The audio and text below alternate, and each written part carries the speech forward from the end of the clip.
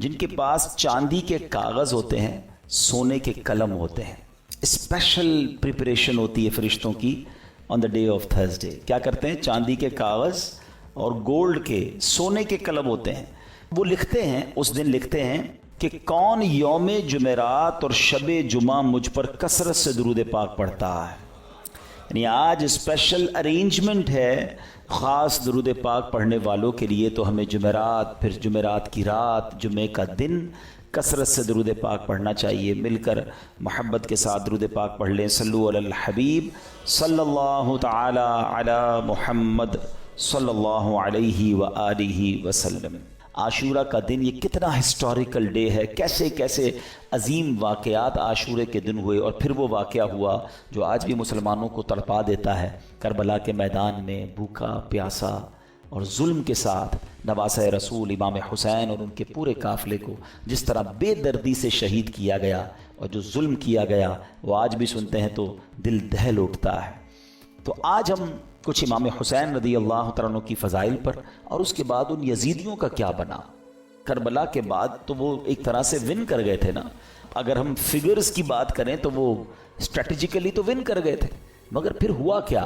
ان کو کیا وہ راس آئی وہ حکومت، اور کیا انہوں نے مزے کیے؟ کیونکہ وہ تو چاہتے تھے کہ امام حسین بھی یزید کی بیعت کر لیں، مگر اس کے بعد کنٹرول کیسا ملا اور ان کا نتیجہ کیا نکلا. بہت سارے درس ہیں ہمارے پاس آج کے بیان میں، اور یقیناً یہ دل کو افسردہ کرنے والی باتیں بھی ہیں. مگر اس سے پہلے میں کہ آپ کو پیر مہر علی شاہ صاحب، سبحان اللہ، جیسے سیدی اعلیٰ حضرت ہے نا، آئے ہائے، پیر مہر علی شاہ صاحب بھی کمال کی شخصیت ہیں.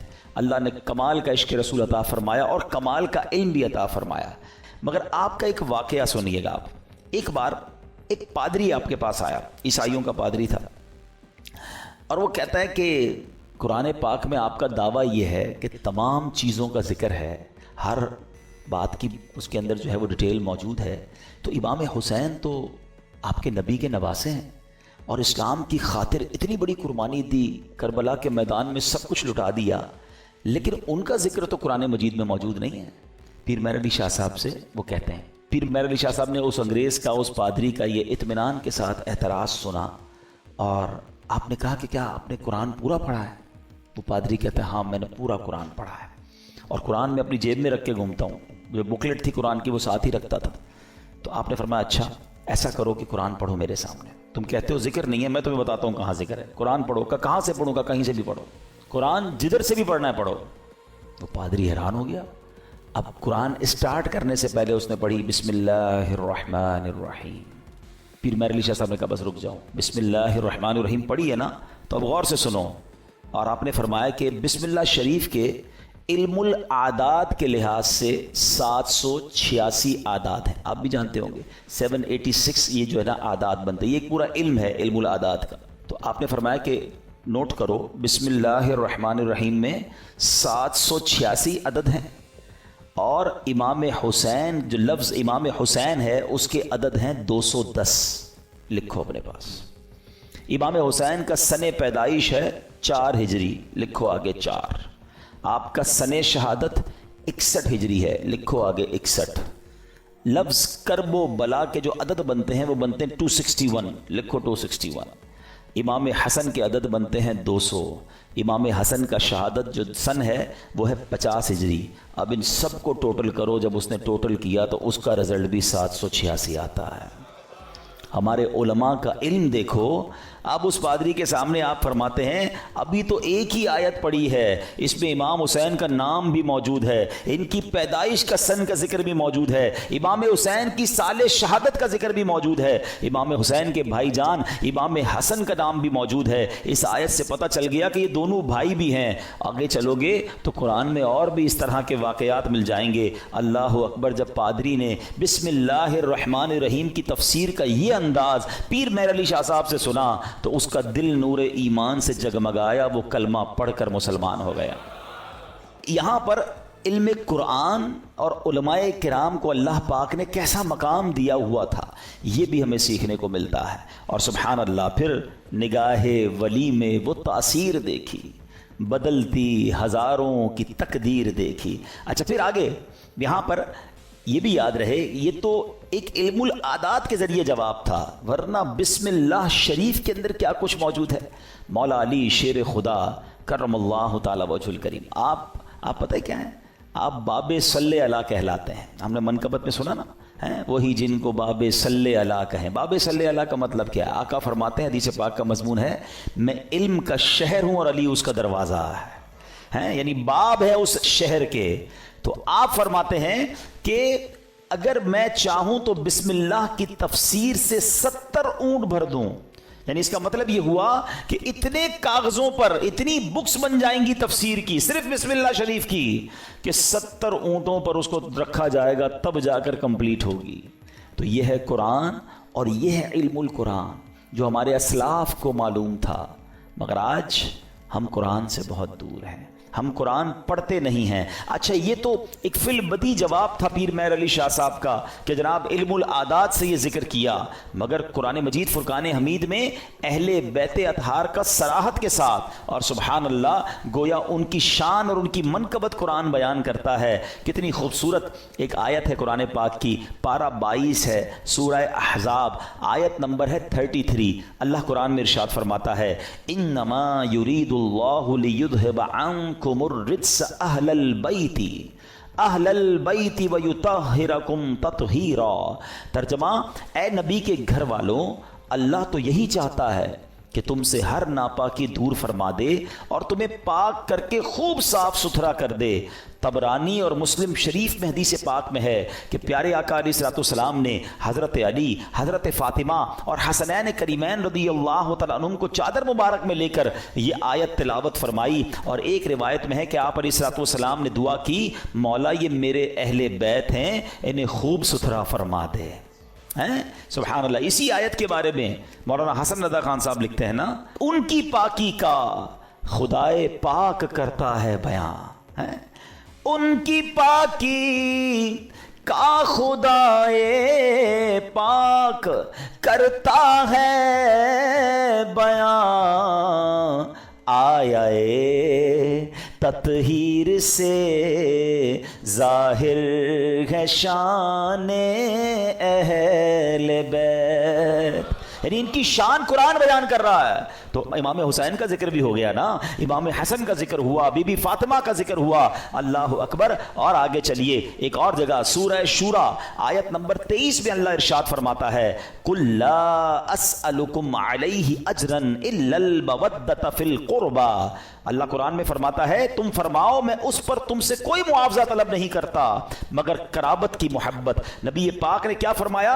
اور کوئی معاوضہ طلب نہیں کر رہا مگر میرے عزیزوں سے محبت کرنا۔ سلطان المفسرین حضرت عبداللہ ابن عباس رضی اللہ تعالیٰ عنہ فرماتے ہیں، جب یہ آیت نازل ہوئی صحابہ کرام نے عرض کی، یا رسول اللہ صلی اللہ تعالیٰ علیہ وسلم، آپ کے اہل قرابت جن سے محبت کا اللہ پاک نے حکم دیا ہے یہ کون ہیں؟ فرمایا علی، فاطمہ، سبحان اللہ، اور ان کے دونوں بیٹے یعنی حسنین کریمین رضی اللہ تعالیٰ عنہم۔ ہم کیوں نہ پنجتن پاک سے پیار کریں، ان سے پیار کا، ان سے محبت کا حکم گویا ہمیں قرآن دے رہا ہے۔ اور سبحان اللہ ایک اور آیت میں کس انداز سے ان کا جو ہے وہ شان بیان ہوتی ہے، پارہ نمبر ہے 5 سورہ نساء آیت نمبر 54، اللہ پاک ارشاد فرماتا ہے، ام یحسدون الناس علی ما آتاہم اللہ من فضلہ۔ ترجمہ، بلکہ یہ لوگوں سے اس چیز پر حسد کرتے ہیں جو اللہ نے انہیں اپنے فضل سے عطا فرمائی ہے۔ حضرت امام باقر رضی اللہ تعالیٰ عنہ فرماتے ہیں، اس آیت کریمہ میں بیان کیے گئے وہ لوگ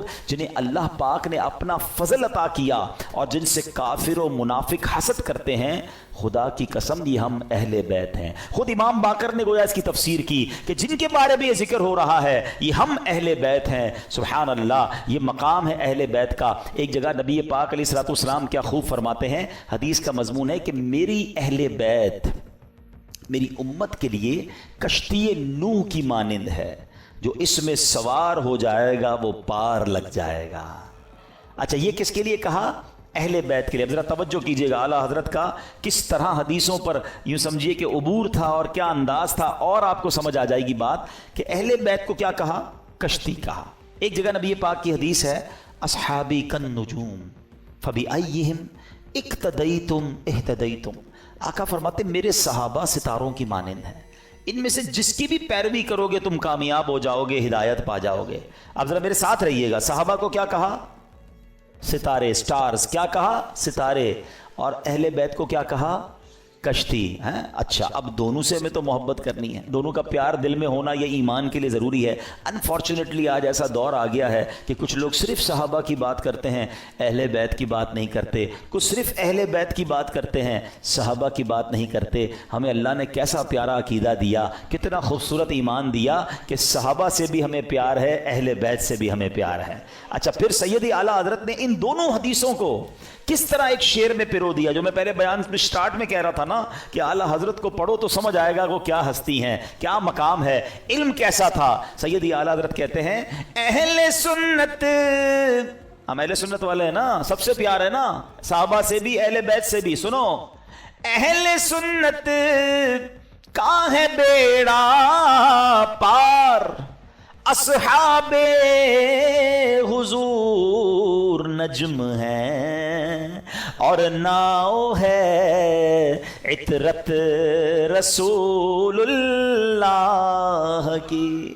کہتے ہیں اہل سنت والوں کا تو بیڑا پار ہی لگنا ہے۔ اب جو تھوڑا سا اسٹڈی کرتے ہیں کہ یہ جو سمندر پار کرنے کے لیے دو چیزیں بڑی ضروری ہیں، اچھی کشتی اور ستارے ہیں۔ اب تو کمپاس وغیرہ آ گئے، ورنہ پہلے ستاروں سے ہی راستہ تلاش کیا جاتا تھا۔ تو فرمایا ہمارا تو بیڑا پار ہونا ہے، کشتی جو ہے ہماری جو اہل بیت ہے، اور ستارے جو ہیں وہ ہمارے صحابہ ہیں، دونوں کا پیار دل میں ہے، دونوں کو فالو ہم کر رہے ہیں، انشاءاللہ بیڑا پار لگ جانا ہے۔ تو یہ ہے اہل بیت۔ اچھا، اب اہل بیت کو ذرا وسیع طریقے سے ایک براڈ مینٹالٹی کے ساتھ سمجھیے کہ اس میں کون کون شامل ہیں۔ خاص اہل بیت کا ذکر تو آپ نے سن لیا کہ نبی پاک نے اپنی چادر میں بی بی فاطمہ اور حسنین کریمین کو لیا، ایک جگہ مولا علی کے بارے میں فرمایا گیا، لیکن یعنی اہل بیت میں شامل کس کس کو کیا گیا؟ علماء فرماتے ہیں، اور بھی قرآن پاک کی چونکہ آیات ہیں، تو اہل کا معنی ہے والا، اور بیت کا معنی ہے گھر، یعنی اہل بیت کا مطلب ہوا گھر والا۔ تو اہل بیت کے جو نبی پاک کے گھر والے وہ کون ہیں؟ تو سب سے پہلے پیارے آقا کی ازواج مطہرات، ٹھیک ہے، جنہیں قرآن کریم نے کیا کہا؟ امہات المومنین، مومنین کی ماں کہا۔ تو یہ پیارے آقا کے اہل بیت میں ہیں۔ پھر پیارے آقا علیہ الصلوۃ والسلام کی تمام اولاد پاک، آپ کے تمام شہزادے، چاروں شہزادیاں اور ان شہزادیوں کی اولاد، ان سب کو اہل بیت کہا جاتا ہے۔ سبحان اللہ۔ اور پھر بی بی عائشہ صدیقہ رضی اللہ تعالیٰ عنہ کا مرتبہ یہ ہے، اہل بیت میں تو ساری ازواج مطہرات ہیں، کیونکہ مولانا حسن رضا خان صاحب کی منقبت چل رہی تھی۔ تو آپ جب نبی پاک علیہ الصلوۃ والسلام کے ساتھ کمرے میں ہوتی اور جبریل امین جب وحی لے کر آتے نا، تو حجرہ عائشہ میں داخل ہونے سے پہلے اجازت لیا کرتے کہ حضور کیا میں اندر آ سکتا ہوں؟ Look at the status of that particular house, حجرہ عائشہ۔ اچھا، حجرہ عائشہ کون سا ہے پتہ ہے آپ کو؟ آج جو ہم سنہری جالیوں پہ حاضری دیتے ہیں نا، جو نبی پاک آج جہاں جلوہ فرما ہے، یہ وہی گھر تھا، یہ وہی کمرہ تھا، یہ وہی حجرہ عائشہ تھا جو آج روضہ رسول بنا ہوا ہے۔ مولانا حسن کیا لکھتے ہیں؟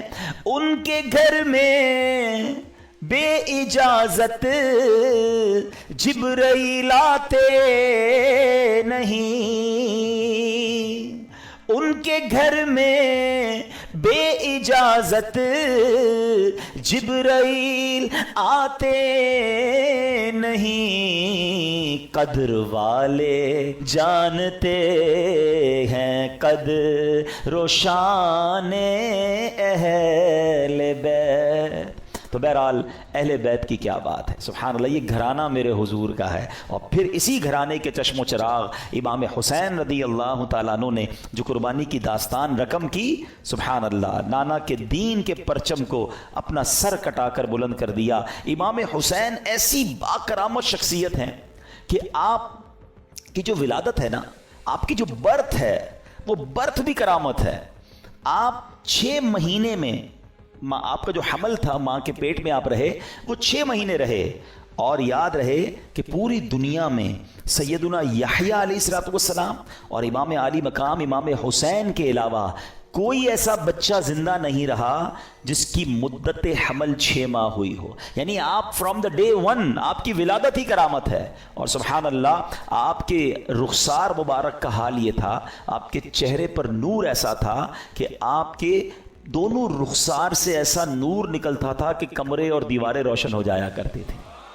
اور کیوں نہ ہو کس کے نواسے ہیں، کن کے پھول ہیں، آقا کی نگاہوں کے تارے ہیں. اور پھر تو جبھی تو کہتے ہیں، مل کر پڑھ لیں، تیری نسل پاک میں ہے بچہ بچہ نور کا، تیری ہے بچہ بچہ نور کا، تو ہے عین نور تیرا سب گھرانہ نور. سبحان اللہ. اب یہ جو امام حسین رضی اللہ تعالیٰ عنہ جب کربلا کے لیے روانہ ہوئے نا، تو آپ سے مزید کرامتوں کا ظہور ہوا. اور علماء کہتے ہیں یہ جو کرامتیں تھیں نا، بیسیکلی یہ اتمام حجت کے لیے تھیں، مزید ان کو سمجھانے کے لیے تھی کہ دیکھو میں کون ہوں، میرے ساتھ کیسے معاملات ہو رہے ہیں، مجھ پر ظلم نہ کرو.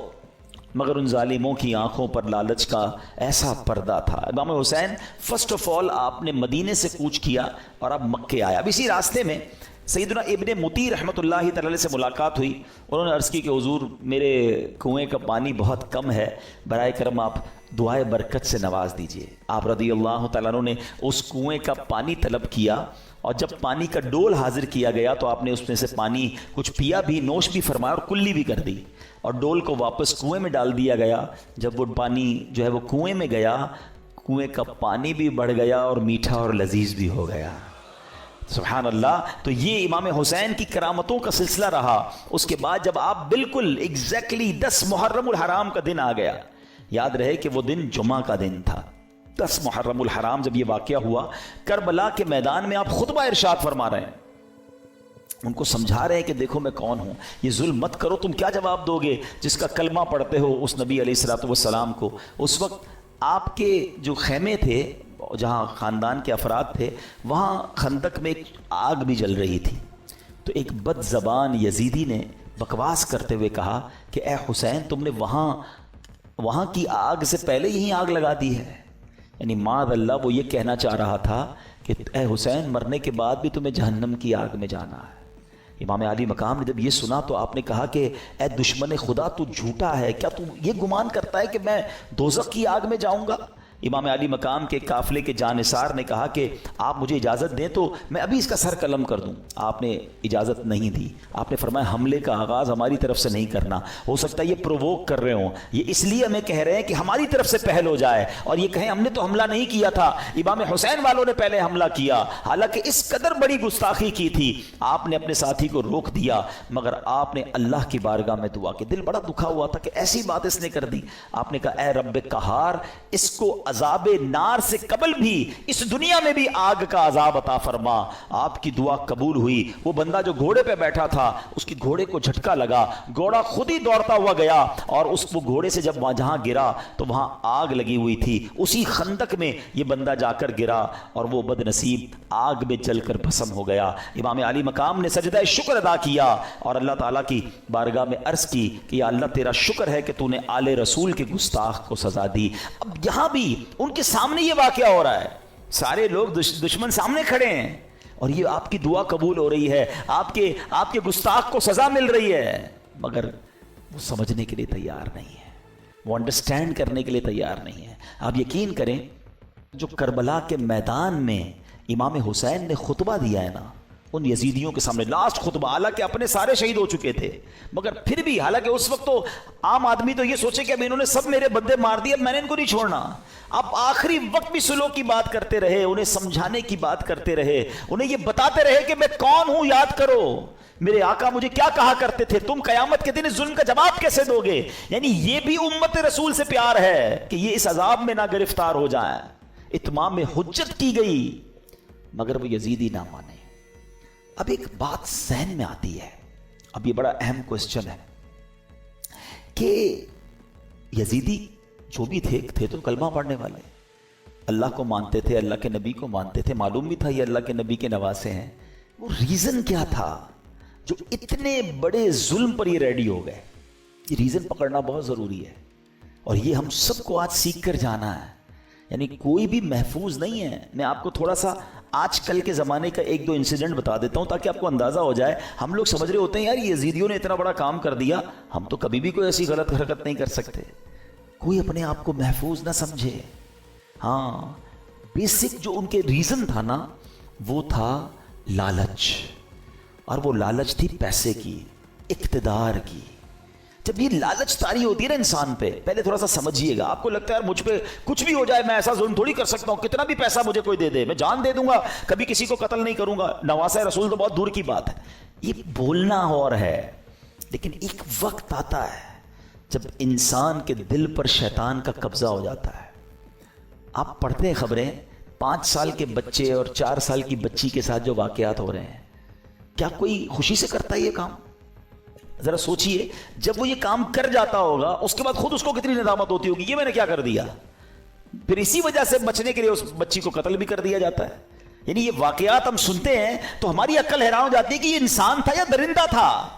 میں آپ سے یزیدیوں کی تو بات نہیں کر رہا، آپ کے وطن میں رہنے والوں کی بات کر رہا ہوں۔ اس کا مطلب کیا ہوا؟ ایٹ دیٹ ٹائم جب وہ یہ عمل کر رہا تھا اس کا دل شیطان کی مٹھی میں تھا، اس کو ہوس نے اندھا کر دیا تھا۔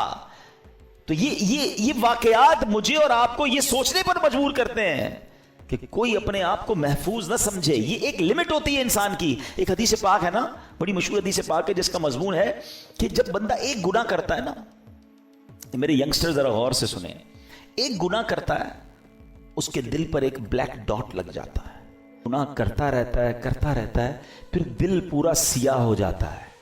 اب اس پر ہدایت کی کوئی بات اثر نہیں کرتی۔ یہ جو روز شراب پیتے ہیں، جناب پارٹی کرتے ہیں، حرام کام کرتے ہیں اور گندی چیزیں دیکھ رہے ہوتے ہیں، دوستوں میں بیٹھے گناہ کر رہے ہوتے ہیں، نمازیں قضا کر رہے ہوتے ہیں، اپنے آپ کے بارے میں یہ ضرور سوچ رہے ہوتے ہیں کہ میں اتنا بھیانک کام نہیں کروں گا، مگر ایک وقت آتا ہے کہ دل سیاہ ہو جاتا ہے۔ اب وہ دل ہے شیطان کے ہاتھ میں، وہ ایسے کام کروا سکتا ہے کہ آپ تصور بھی نہیں کر سکتے۔ یار بندہ ماں کو قتل کر دیتا ہے، ہم نے نہیں سنے واقعات، کیسے پاسبل ہے تو اپنی ماں کو مار دے؟ لیکن ایک لمٹ ہوتی ہے، اس کے بعد انسان جب اوور لمٹ ہوتا ہے تو شیطان جو چاہے اس سے کروا لیتا ہے۔ تو اللہ سے توبہ کرتے رہا کرو، اور اس کا بیسٹ طریقہ یہ ہے کہ گندے اور برے ماحول سے اپنے آپ کو بچائیں۔ جو ایسے لوگوں میں اٹھتے بیٹھتے ہیں نا، جو ہر وقت حرام چیزوں کی باتیں کر رہے ہوتے ہیں، یار پیسہ ہونا چاہیے تبھی زندگی میں مزہ ہوگا، جدھر سے بھی آتا ہے آنے دو، بس پیسہ بڑھنا چاہیے، ابھی تو ہم نے وہ رکھنا ہے، ابھی تو ہم نے وہ لینا ہے۔ میں ایک جگہ بیٹھا تھا، یہ باتیں ہو رہی تھی، میں نے کہا یار کیا کریں گے اتنا پیسہ؟ تو ایک بندہ کہتا ہے میں نے تو خواب دیکھا ہوا ہے 6000 کروڑ کی یاچ لوں گا۔ وہ کیا ہوتا ہے؟ کوئی پانی کے اندر کوئی جہاز ہوتا ہے؟ اب میں نے کہا یار دیکھو کراچی کے رہنے والے نے بھی ایسا خواب دیکھا ہے۔ اب اتنے بڑے جس نے خواب دیکھے ہیں تو پھر اس کو کہاں سے قناعت اور کہاں سے صبر آئے گا؟ اللہ کی رضا پر راضی رہنا ہم کب سیکھیں گے؟ تو بہرحال میرے پیارے اسلامی بھائیوں، سوچو اس بات کے، یہ کیسے، اس ریزن کو پکڑیے، یزیدیوں کے ایسا کیا ہو گیا تھا کہ یہ اندھے ہو گئے تھے؟ آج بھی بندہ اندھا ہوتا ہے۔ ہاں، ظلم کرنے والے نہیں دیکھے آپ نے؟ بندوں کو ڈرل کرتے ہیں، ہاتھ پیر کاٹتے ہیں، قتل کر دیتے ہیں، پیسے چاہیے قتل کرنے کے لیے، تو وہ کیسے تیار ہو جاتے ہیں؟ ان کا دل سیاہ ہو گیا، اب ان سے کچھ بھی کروا لو۔ یہ شراب ہے نا، اس کو ام الخبائث کہا گیا، برائیوں کی ماں۔ یہ وہ چیز ہے کہ اس کا جو عادی ہو جائے، اب شراب کے علاوہ بھی عجیب عجیب نشے آ گئے، نشے میں گرفتار جو ہوا نا، اب اس کو ماں بہن کی بھی تمیز نہیں ہے، اس کو کسی کی بھی تمیز نہیں ہے، وہ کر جائے گا جو کوئی سوچ ہی نہیں سکتا، اور اس کے بعد وہ خود بھی شرمندہ ہوگا کہ یہ میں نے کیا کیا، نشے میں تھا۔ تو یہ وہی بات ہے کہ بندہ جب برائی کی طرف جاتا ہے تو ایک کے بعد دوسری، دوسری کے بعد تیسری، تیسری کے بعد چوتھی۔ یہ غور کیجیے، یہ بات ہمیں یہ سمجھنی ہوگی کہ ہمیں اپنے آپ کو گناہوں سے بچانا ہے، ورنہ یزیدی راستے پر چلنے میں دیر نہیں لگتی، جس کو پیسے کی لالچ نے گھیرا ہوا ہے۔ اچھا ایک اور عجیب بات بتاؤں میں آپ کو، ہم دل کو عربی میں کیا کہتے ہیں؟ قلب۔ کیا کہتے ہیں؟ امراض قلب لکھا ہوتا ہے نا، قلب موٹے کاف سے۔ اس کا مطلب کیا ہے؟ میننگ آف قلب، منقلب ہونے والا، بدلنے والا۔ یہ جو دل ہے نا، یہ بدلتا رہتا ہے۔ اب میں آپ کو کچھ ایگزامپلز دیتا ہوں، آپ کو سمجھ آئے گی میری بات۔ کبھی کبھی ہمارے دل پر ایسا خوف طاری ہو جاتا ہے اللہ کا، آنسو بہتے ہیں، بندہ کہتا ہے یار بس اب کوئی گناہ نہیں کروں گا۔ یہی دل ہے، یہی ہم ہیں۔